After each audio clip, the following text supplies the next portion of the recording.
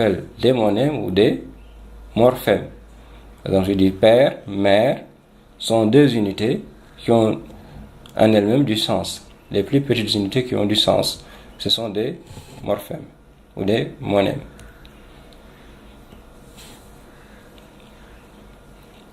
La communication, voilà donc le schéma de la communication. Les premières théories de la communication sont le fait d'ingénieurs américains qui recherchaient des solutions à la perte immanquable et immédiable de l'information dans toute communication. Mais c'est à Roman Jakobson qu'on doit le schéma le plus simple, qui comprend donc 6 éléments. Le premier élément, c'est celui du destinataire. Le destinataire, ou l'émetteur, ou le locuteur, c'est celui donc qui parle, qui va transmettre un message à un destinataire. Le destinataire qui est appelé également récepteur, qui est également l'allocuteur ou le co-énonciateur.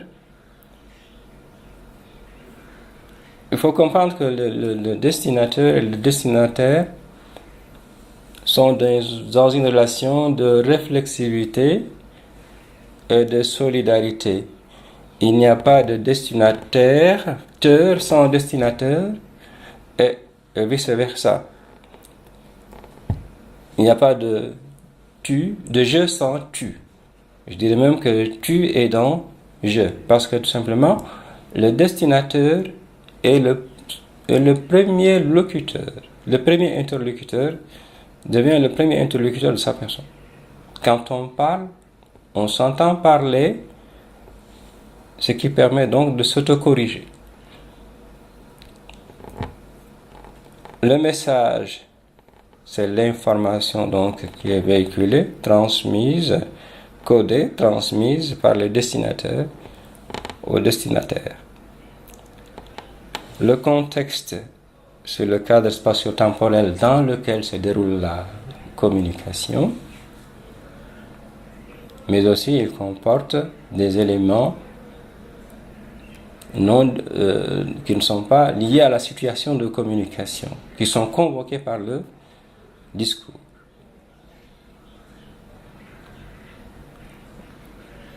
Quand je dis la médecine, par exemple, le mot médecine n'est pas présent dans la classe. La réalité n'est pas présente dans la classe, elle est convoquée tout simplement par les discours. Donc il fait partie du contexte discursif. Le contact, toute communication commence par l'établissement d'un contact. Il faut nouer le contact avec l'interlocuteur. Une fois qu'on l'a noué, il faut le maintenir et à la fin, il faut l'interrompre. Parfois avec la promesse de reprendre ce contact-là.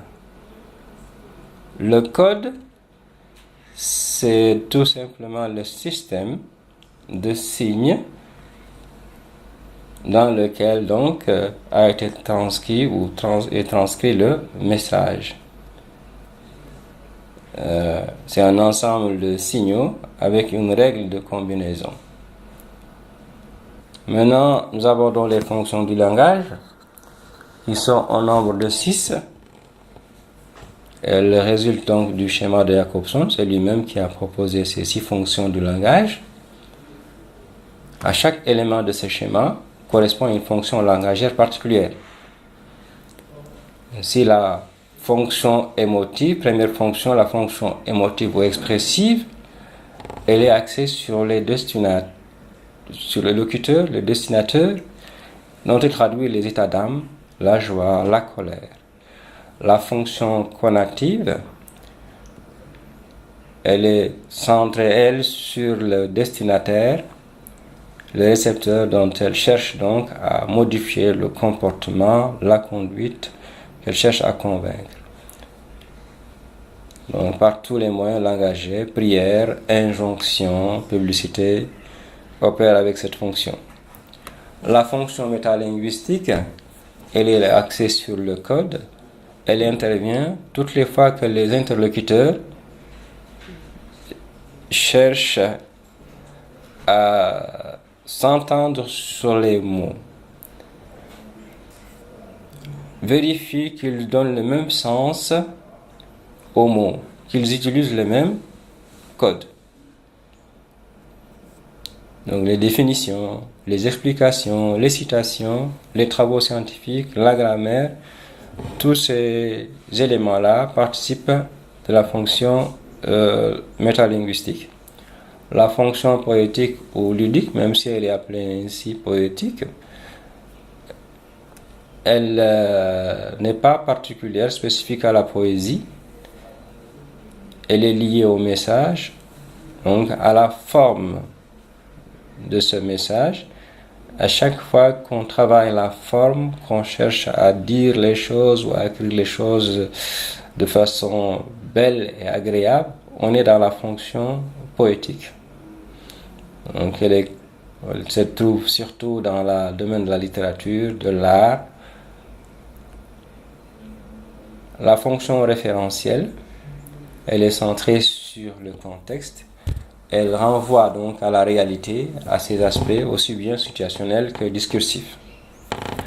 La fonction emphatique, c'est cette fonction-là qui permet donc, qui est centrée sur le contact, qu'elle cherche à le nouer, à le maintenir ou à le rompre. Allô, vous m'entendez? Adieu, par exemple. Les trois séquences donc du contact. Nouer le contact, le maintenir et l'interrompre. La communication verbale, donc là on aborde les difficultés de la communication. La communication peut être troublée par un ensemble, une multitude de facteurs appelés bruit. Il faut comprendre que la notion de bruit ici n'a pas le sens courant. Elle ne renvoie pas uniquement au bruit au sens physique, mais elle renvoie à tout ce qui peut affecter l'émission, la réception ou la transmission du message. Tout ce qui peut brouiller la communication est appelé bruit. Il peut s'agir de l'inattention, la non-maîtrise du code utilisé. Ça peut être une non-maîtrise totale ou partielle. Les interférences linguistiques. Par exemple, quand je dis donc les interférences linguistiques peuvent être source de bruit. Quand je dis je vais te marier en Afrique, très souvent, ça se dit souvent en Afrique, mais pas dans le sens qui est couramment admis en français. Je vais te marier signifie pas que je vais t'épouser, mais je vais donner ta main en tant que tuteur à quelqu'un d'autre qui va t'épouser. Et tu vas épouser. Polysémie implicite du langage. Certaines situations équivoques sont dues justement aux multiples significations des mots, aux homonymie, à l'implicite du langage. Il fait chaud peut être une invite à la promenade, par exemple. La communication non verbale maintenant. La communication humaine ne se limite pas à l'échange verbal uniquement.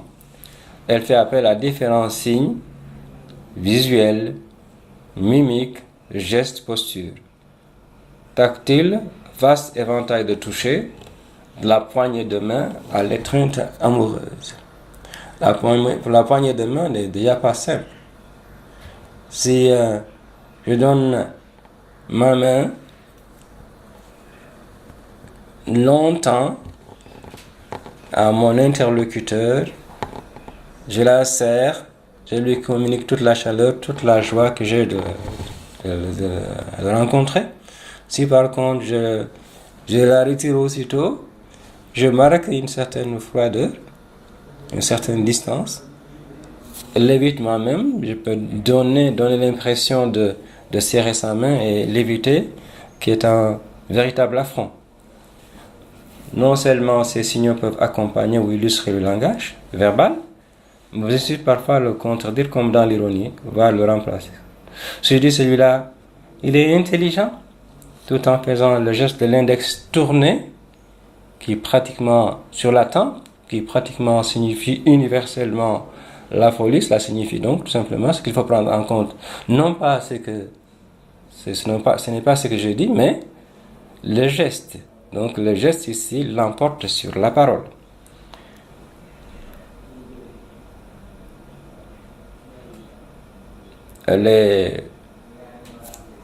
Ces gestes peuvent souvent même exprimer nos émotions, nos sentiments, nos valeurs, nos idées avec différentes nuances. Les gestes et les attitudes,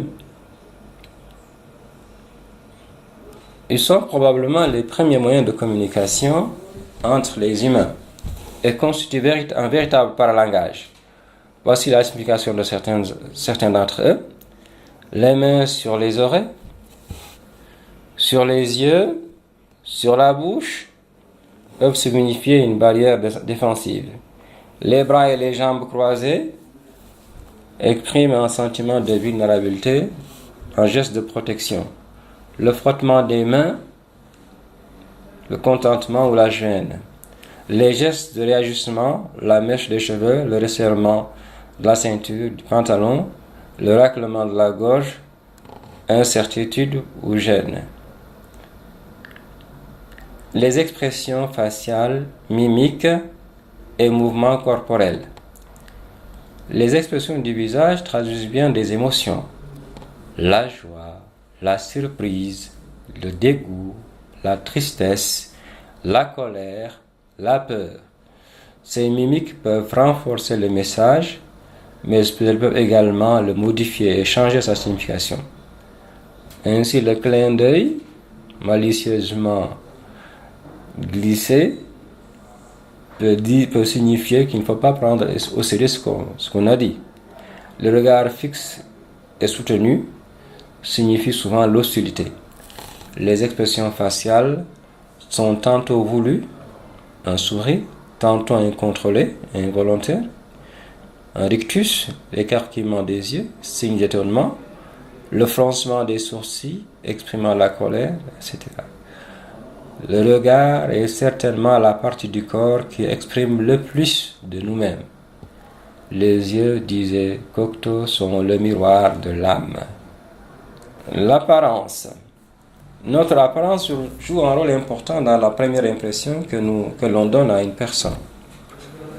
Par celle-ci, le sujet communique une certaine image de lui-même. Celle-ci ne coïncide pas toujours avec celle qui est perçue. L'image que je vais renvoyer n'est forcément pas celle qui est perçue par les autres. L'apparence correspond à l'allure générale d'une personne, ses vêtements, son maquillage, sa coiffure, ses accessoires. Elle est liée à l'âge, au physique, au goût personnel, au statut socio-professionnel. Là, sa façon dont une personne s'habille renvoie plus ou moins consciemment à son désir de faire partie d'une communauté, d'un milieu socio-professionnel donné.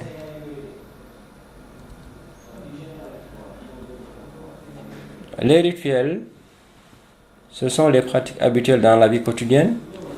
Ils diffèrent selon les milieux sociaux, les cultures.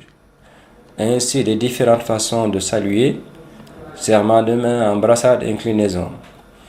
Leur connaissance est nécessaire pour comprendre le comportement d'autrui et pour pouvoir communiquer efficacement avec lui. Comme on le voit, non seulement la panoplie des ressources de la communication non verbale est on ne peut plus riche, mais l'être humain a développé de nombreux autres systèmes d'une grande utilité pratique, tels que le code de la route, le braille. Merci de votre aimable attention. Je vous donne rendez-vous pour une autre activité sur la plateforme.